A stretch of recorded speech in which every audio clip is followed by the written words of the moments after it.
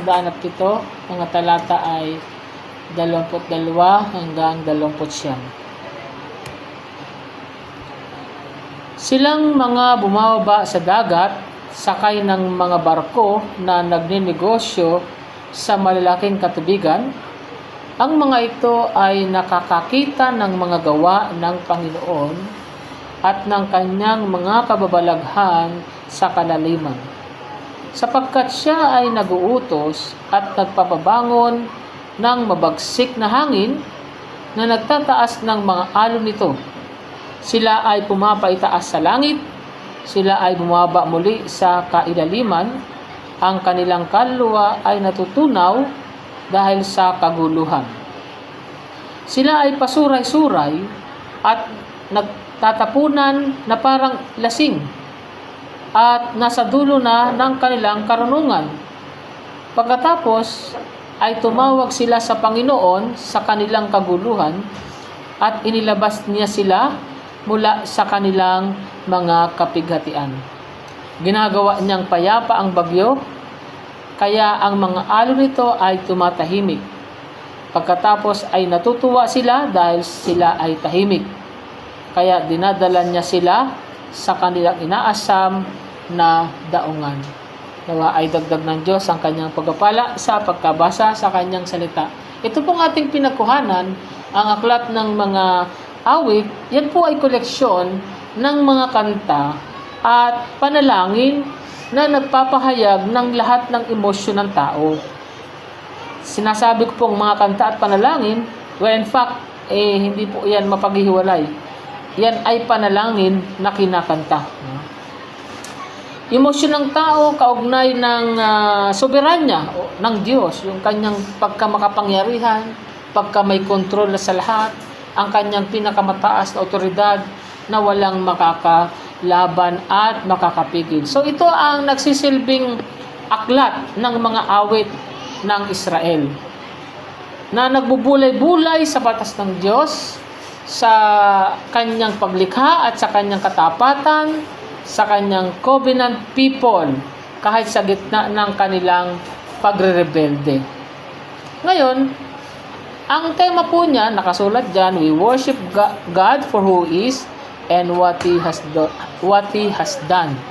Pero, kung susumahin po natin, ang ganap na otoridad ng Diyos sa kalikasan at ang pagliligtas sa mga ika nga po ay doon sa mga wala nang magagawa para sa kanilang mga sarili sa panahon ng kanilang distress.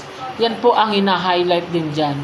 At layunin na akayin ang kongregasyon na kilalanin na ang lakas ng tao ay hindi sapat para sa kaligtasan at tanging ang sovereign intervention ng Diyos ang makakapagdala ng kapayapaan at kaligtasan. Ang pamagat ng ating pangaral ngayon ay The Sovereign Rescue in the Deep, ang soberanong pagligtas sa kalaliman. At bilang introduction, itong nakaraan lang na linggo, February 1, 11 mangingisda ang naligtas matapos lumubog ang kanilang bangka doon sa karagatan ng Batarasa. Hinarap ng mga lalaking ito ang malawak at madilim na dagat na walang hawak kundi ang pag-asa na may darating na rescue bago sila tuluyang lamunin ng tubig.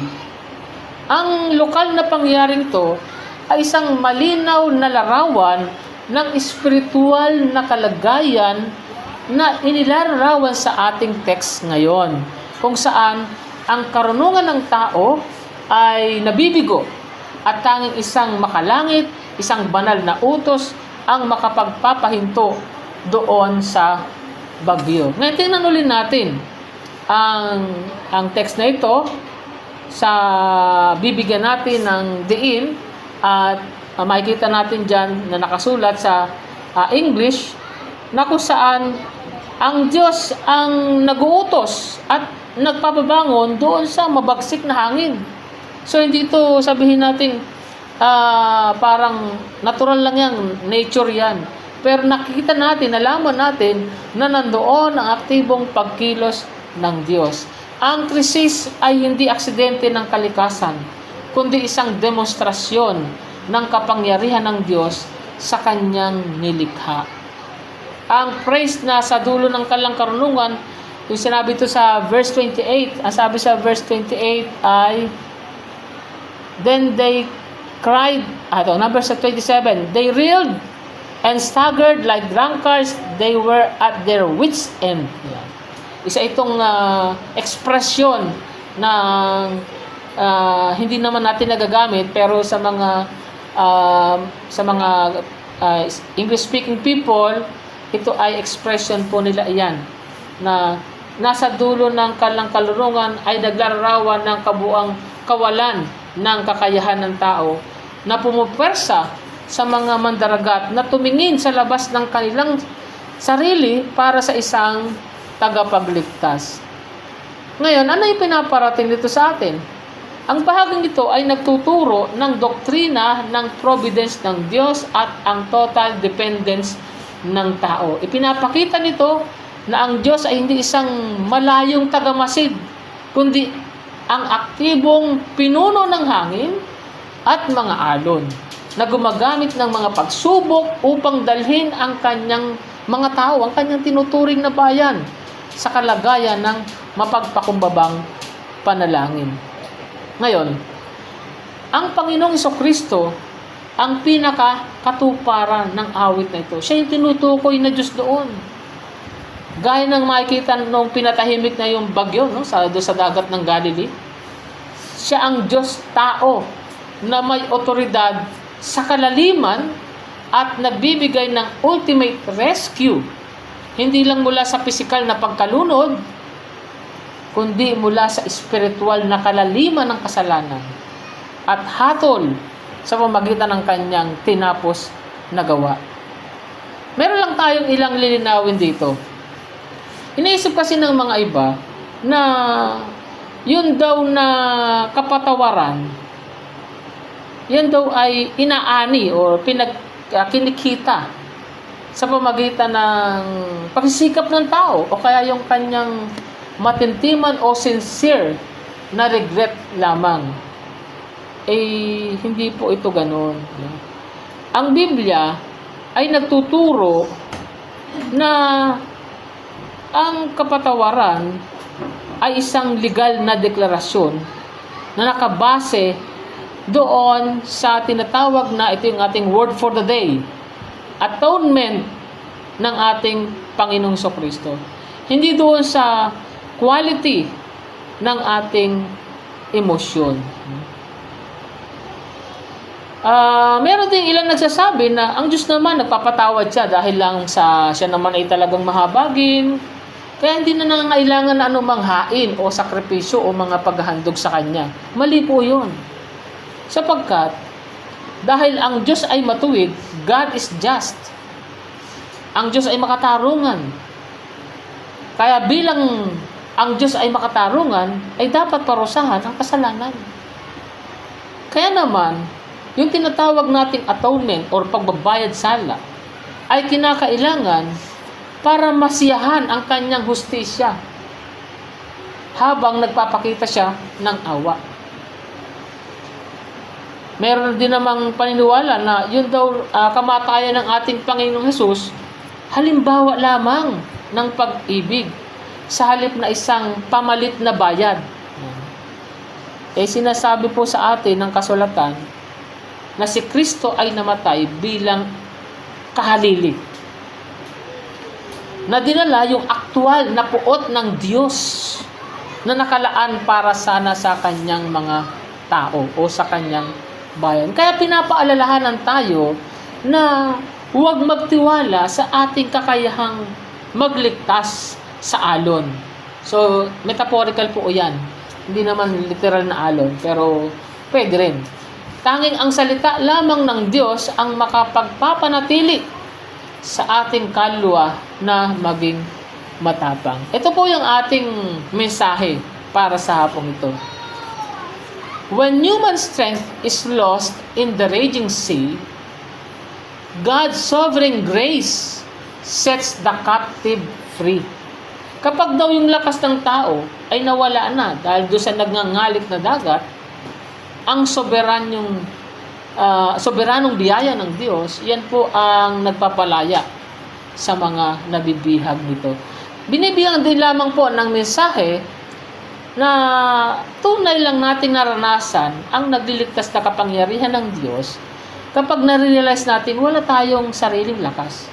Bagaman ito ay nangyayari sa physical o literal, ako po ay nangungusap sa usaping espiritual na ang biyaya ng Diyos ang tanging makapagdudugtong sa ating hirap at sa kanyang kapayapaan. Yung peace of God at yung distress natin, yung grace ng Diyos ang magpapanagpo dyan.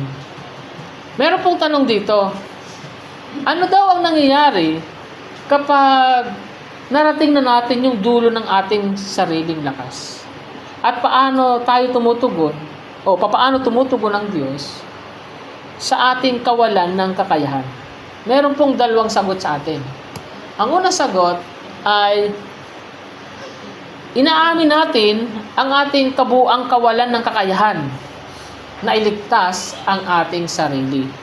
At pangalawa, ang Diyos ay nakikialam sa pamagitan ng kanyang soberanong awa at ibinibigay ang tinatawag nating atonement. Mamaya, lilinawin natin yan, yung salitang atonement na yan. Pero balik muna tayo doon sa gusto kong bigyan ng diin na verse. Ang unang sagot natin ay nagdadala sa atin doon sa verse 1. Ang sabi diyan, they reeled and staggered like drunkards. They were at their wits' ends. Para itong naglalarawan sa mga mandaragat na, 'di ba, kapag sobrang laki ng alon, talagang pasuray-suray po sila doon. Na kaya hindi nila alam kung ano yung kanilang gagawin. Para bang sa kanilang kaisipan, katapusan na ng kanilang buhay. Kaya ito yung sandali ng krisis kung saan ang bawat kakayahan ng tao sa paglalayag at nabigasyon ay nagiging walang silbi laban sa kapangyarihan ng bagyo. Yan pong, alam niyo ba, yung terminong wit's end, yan ay original na nagmula sa mismong awit sa King James Version na naglalarawan sa psychological point kung saan ang isang tao wala na pong natitirang options. So, and their wits are at end. Yung wit kasi, yung isipan, yung karunungan. Doon sa Near East, sinaunang Near East, ang dagat po ay madalas tingnan bilang simbolo ng chaos, kaguluhan, at hindi makontrol na kasamaan. Ang mawala sa dagat ay ang mapunta sa lugar kung saan tanging isang Diyos ang may control na nagpapakita ng kabuuang kahinaan or vulnerability ng mga mandaragat. Maraming tao ngayon ang naniniwala na kaya nilang i-navigate ang buhay sa pamagitan ng sariling talino o technology. Pero ang mga global crisis at personal tragedies, yan po ay mabilis na nagpapatunay kung gaano talaga karupok ang ating control. So, ang ating control is merely an illusion. Ang point lang natin na ito, ang pag-amin sa iyong kahinaan ang simula ng tunay na paningin.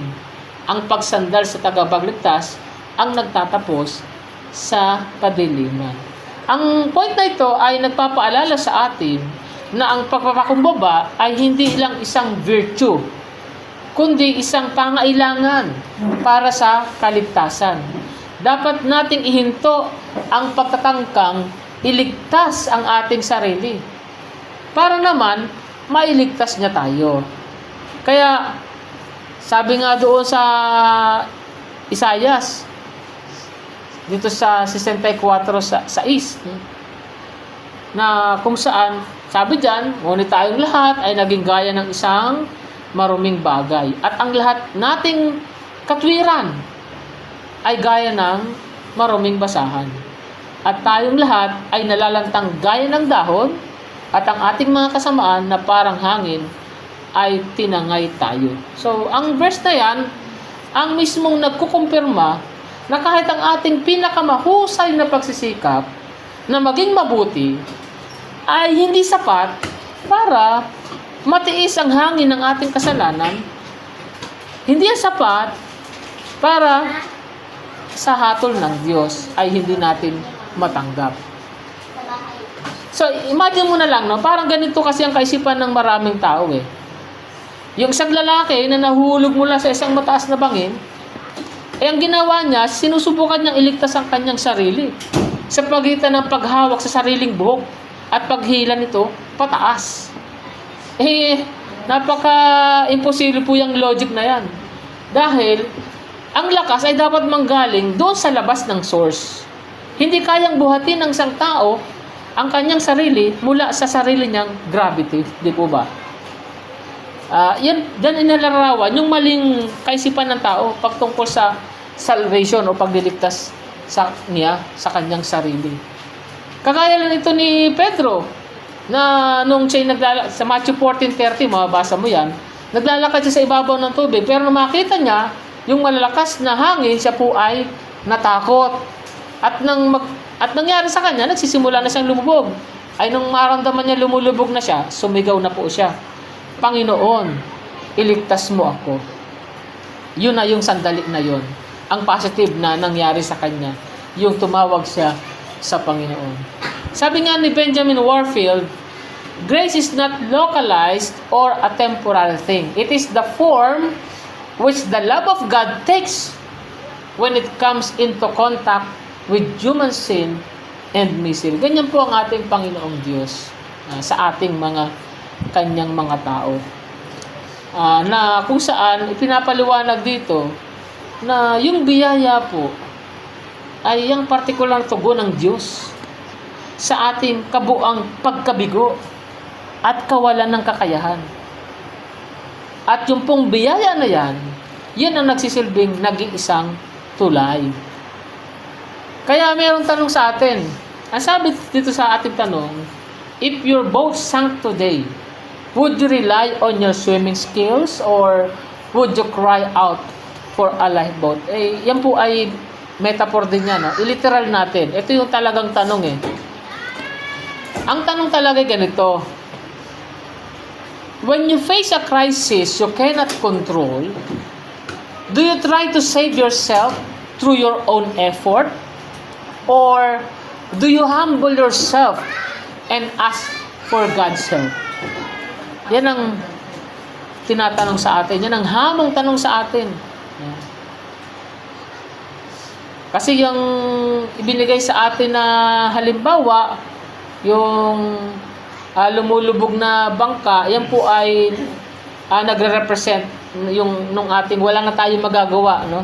Tragedy na yan. Yung malalim na kasalanan, yung nakakapagbabagong sa atin na mga disaster na hindi natin ma-fix ng ating sarili.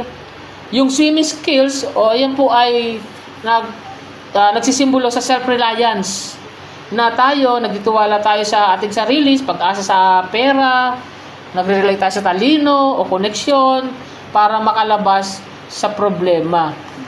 Yung lifeboat, yan po ang nagre-represent ng biyaya ng Diyos. Ito po yung realization o pagkamulat na kahit gaano pa kagaling lumangoy, ang karagatan ng buhay ay masyadong malawak para mabuhay ka nang walang tagapagligtas. Ibig sabihin, kailangan mo talaga ng tagapagligtas.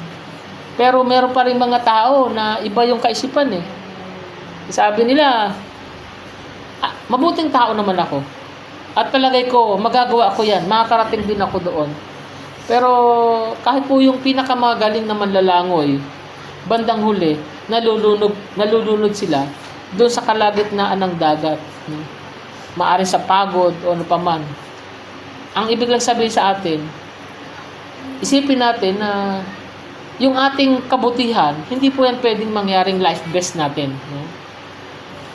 Meron naman, pwedeng sabihin nila, ay ako naman naghihintay ng storm na ito ay lumampas. Palipasin ko yan. Pero, ang storm ay iniutos mismo ng Diyos ayon sa ating binasa. Para dalhin tayo sa Kanya. Para tayo ay tumawag sa Kanya. Kaya kung hindi natin papansinin yung storm, ang mangyayari lang ay mag-uwi ito sa distraction. Kaya, I hope na meron ka ng magandang sagot sa tanong na iyan.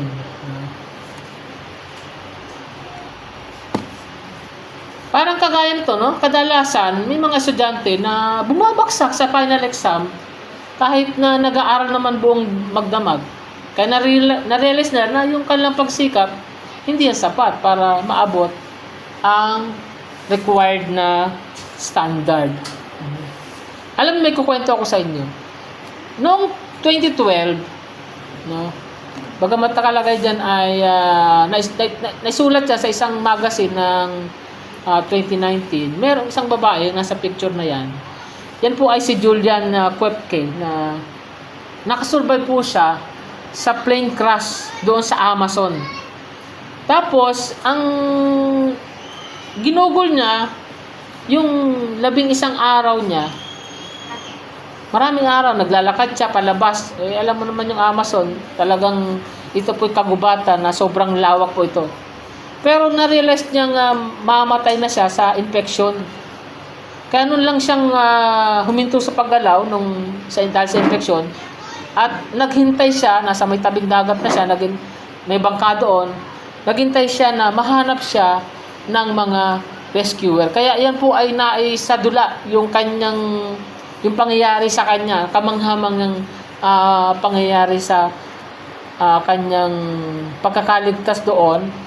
Pero marami muna siyang hirap na kung tutuusin ay parang ikamamatay na niya, hindi na siya makakasurvive. Pero nung makita niya na talagang wala na, ay parang doon lamang siya sumuko. Kaya nang tumigil si Julian sa pagsubok na iligtas ang sarili at naghintay na lamang, doon naman dumating yung kanyang mga rescue.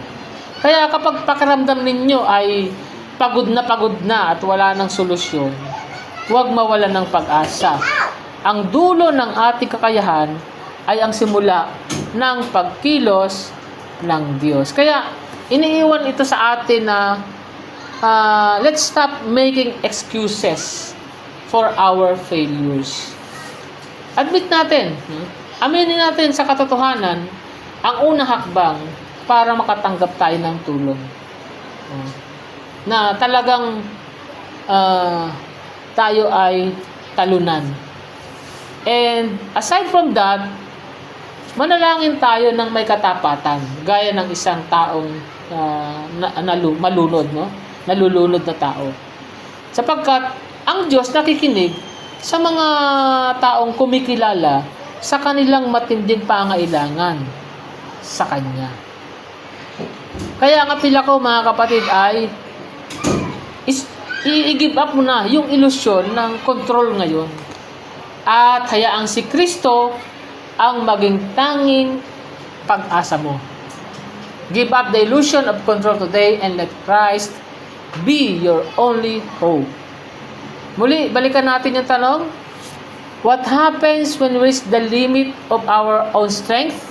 And how does God respond to our helplessness? So, tinalakay natin yung we admit our total inability to save ourselves.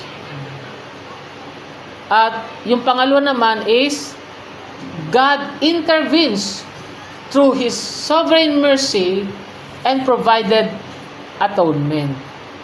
At yan ang itinuturo sa atin doon sa verse 28. Ang sabi dyan, then they cried out to the Lord in their trouble, and He brought them out of their distress. Yang verse 28, yan ang tugon sa sigaw, no? Ay inilabas na sila. Ang pagliligtas ay buong gawa ng Panginoon, na nagpapakita na ang kaligtasan ay sa Diyos mula simula hanggang wakas. Kaya wala kang bahagi talaga doon. Wala na. Umabot ka na sa dulo ng wala ka na talagang magagawa. Itong pinag-uusapan natin na atonement, yung biblical concept niyan ay pinasasangkutan ng pagbibigay satisfaction or kasiyahan doon sa divine justice. Hindi tulad ng ilang reliyosong mga tao na at ibating mga sinasabing mga aklat na pangrelihiyon na nagsasuggest na maaari lang baliwalain ng Diyos ang kasalanan kung ang isang tao ay gumawa ng sapat na mabuti. Iginigit ng Biblia na ang kasalanan ay may parusang kamatayan na dapat bayaran ng isang perfect substitute. Okay? Doon sa interfaith dialogue, marami ang nag-aangkin o nagsasabing ang lahat ng reliyon, isa lang naman talaga yan. Pero tandaan mo mga kapatid, only the gospel offers a Savior who paid the price for us. Okay? Kaya, ang ebanghelyo lang ang nag-aalok ng tagapagligtas na nagbayad ng halaga, napakalaking halaga, hindi masukat na value ng halaga, sa halip na isang hukom na nagsasabi sa ating magtrabaho ng mas matindi para maligtas ka. Ang point ay ito, ang unutang mo, yan ay binayaran ng dugo. Si Kristo ay nanindigan laban sa baha. Ano ibig sabihin yan? Pinagdidiinan ng point na yan na yung ating forgiveness, yung kapatawaran na iginawad sa atin, yan po ay hindi yan mababang halaga. Bakit? Sapagkat kinuha nito ang buhay mismo ng anak ng Diyos. At dahil binayaran niya ito, kaya nagkakaroon ng katiyakan yung ating kaligtasan. Bayad na eh.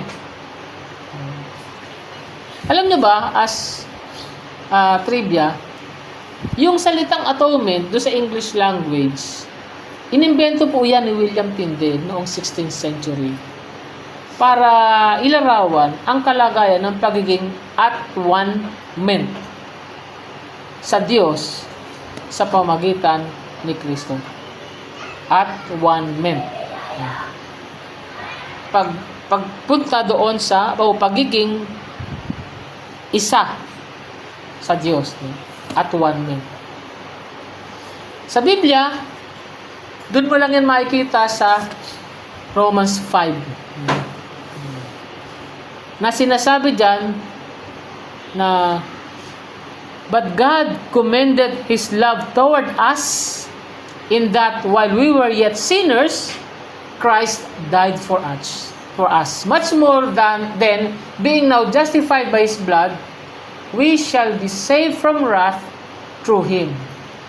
For if when we were enemies, we were reconciled to God by the death of His Son, much more, being reconciled, we shall be saved by His life. And not only so, but we also joy in God through our Lord Jesus Christ, by whom, sa pamagitan niya, we have now received the atonement. Kaya, napakahalagang termino po yan, yung atonement na pinag-uusapan natin. Pero ang tinuturo sa atin nito ay hindi tayo minahal ng Diyos dahil tayo ay naging mabuti. Tandaan mo yan mga kapatid. Minahal niya tayo para tayo ay maging mabuti. At isa pa, doon sa verse 11, itinuturo niya sa atin na ang krus ang tumapos sa ating pakikipag-away sa Diyos. Ang ating kagalakan ngayon ay hindi na sa ating sarili, kundi sa Kanya na. So bilang paglarawan, Sa isang courtroom kung saan yung isang lalaki, guilty siya sa isang crime at hindi niya kayang bayaran yung multa o yung mga damages o kailangan niyang yung mga tinatawag na indemnity, no? Yung hukom, sa pagnanais na maging parehong matuwid at maawain, bumaba siya dun sa bench. Hinubad niya ang kanyang robe at siya mismo ang nagbayad ng multa. Kaya ang multa, bayad pa rin. At ang hustisya na ipatupad. Pero, ang taong guilty ay napalaya sa pamagitan ng sakripisyo ng naghatol sa kanya. Yung naghatol sa kanya, yun ang nag-sacrifice, siya ang nagbayad. Yan. Ganyan po yung parang prinsipyo sa pinag-uusapan natin na atonement. Ang Diyos mismo, ang hukom, pero siya din ang nag-provide sa kabayaran para hindi tayo maparusahan or mabayaran yung dapat ay ipaparusa sa atin. Bayad na, kaya wala na tayong kaparusahan. Kaya sinasabi sa Romans 8:1, there is now therefore no condemnation to those who are in Christ Jesus. At ang anino niyan, yung nangyari sa lumang tipan, doon sa story of the Passover, sa Exodus 12, na kung saan, yung mga Israelita, hindi naligtas dahil mas mabuti sila kaysa sa mga Egyptian. Kasi mga Egyptian, pinatay sila ng angel of death eh. Pero nilampasan niya yung mga Israelita. Nilampasan dahil sila ay nasa ilalim ng dugo ng kordero. Kaya, ang kaligtasan ay wala yan sa galing ng nasa loob ng bahay. Kundi, doon sa tatak ng dugo sa labas ng pintuan. Ang kamatayan ay lumampas sa kanila kaya tinawag na Passover, no? Hindi dahil wala silang kasalanan. Kasalanan sila. Pero, kaya lumampas sila dahil mayroon ang nabuhos na dugo para sa kasalanan. Yan ang tandaan natin. And, ang pinakapunto niyan, mga kapatid, ay ito. Hindi tayo inililigtas ng ating sariling katwiran. Inililigtas tayo ng pag-aaring katwiran ni Kristo sapagkat siya yung ating naging pinaka-kordero. Yan po ang diwa o prinsipyo na nakapaloob doon sa theological term na kung tawagin po natin ay atonement. May nangyayaring tinatawag na great exchange na kung saan, sabi nga ng isang theologian, He was punished that we might be forgiven. He was wounded that we might be healed. Although, yung kanya sinabi na yon, biblical naman din yon. Mabasa mo talaga yan sa Isaiah 53 and sinitas din yan ni Pedro. Ang Panginoon sa Kristo, pinarusahan para tayo mapatawad. Siya ay nasugatan para tayo ay mapagaling sa spiritual. Kaya ang nagtuturo sa atin na ang exchange na nangyayari sa krus, yung ating kasalanan na pupunta sa ating Panginoong Kristo.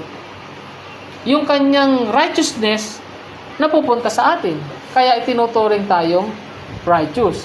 At siya doon sa krus, itinuring siyang kasalanan. At ito po ang iniiwan sa atin na hamon sa pamagitan ng pagtatanong. Will you continue to offer your own small works to a God who demands a perfect payment? Or will you accept the finished work of Christ? Ipagpapatuloy mo ba yung pag-aalay ng iyong sariling maliliit na gawa sa isang Diyos na humingi ng perpektong kabayaran? O tatanggapin mo ang tinapos na gawa ni Kristo? Kasi iba, maaring maramdaman nila na kinakailangan pa lang gumawa pa ng mga konti pang kabutihan. Pero mali yan, sapagkat ang magdagdag ka doon sa gawa ni Kristo, para mo na sinasabi na yung kanyang kamatayan, hindi pa yung sapat. Ang dapat lamang ganito ang gawin mo. Trust in Christ's sufficiency alone. Meron namang nag-iisip na ganito. Yun namang yung pagiging masama ako naman, di naman ganun katindi. Kaya hindi ko naman kinakailangan ng sobrang malaking sakripisyo or hain or handog sa Diyos. Kung yung pong maliit na handog ay maaari ka palang iligtas, hindi na sana nagsuffer ang Panginoon sa Kristo ng ganun katindi doon sa krus. No? Ang isang taong nalulunod ay hindi sinusubukang makipag-negotiate sa lifeguard. Kinukuha lang nila ang kamay na iniaalok. Kaya ibig lang sabihin, hindi kailangan ng katwiran para maligtas. Ang kailangan lang ay kumapit sa lakas ng tagapagligtas. Kumapit ka sa kapangyarihan ng ating Panginoong Jesucristo. And as practical applications, ito po yung sinasabi sa atin, rest in the fact that your salvation is secure in Christ. Hanggang ngayon, marami pa rin mga sinasabi, Kristiyano daw sila, evangelical Christian sila, sumasampalataya sila sa Panginoon sa Kristo. Pero hindi sila naniniwala sa OSAS, or once saved, always saved. Hindi sila naniniwala sa security of the believers or assurance of salvation. Ano po ito? Tandisang paghamak sa ating Panginoong Jesucristo nang hindi nila namamalayan. Kaya sa atin gagawin na ito. Share the gospel as a rescue mission, not a self-help program. Ang tao nangangailangan ng tagapagligtas, hindi ng mabuting advice. Ito po ang apela ko sa inyo.